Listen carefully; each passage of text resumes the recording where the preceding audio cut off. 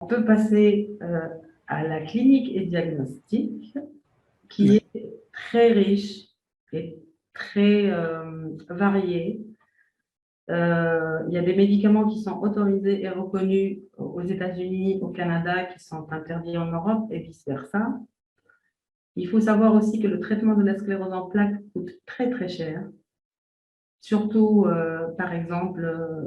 en Afrique ou en Asie. Et même ici, c'est toute une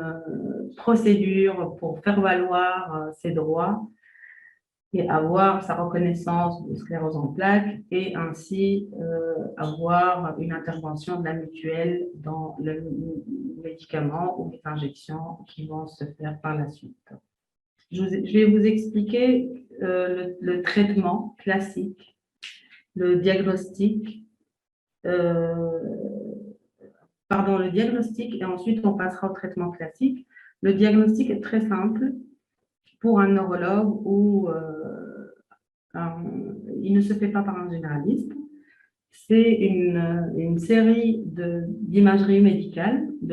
du cerveau et de la moelle osseuse afin d'avoir des spots et de voir les spots et la densité des taches blanches, on les appelle, qui sont présentes dans le cerveau et dans la moelle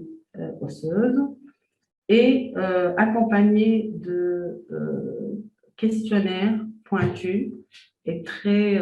qui font des pages et des pages afin d'avoir la vie du patient pour déterminer le stade, l'évolution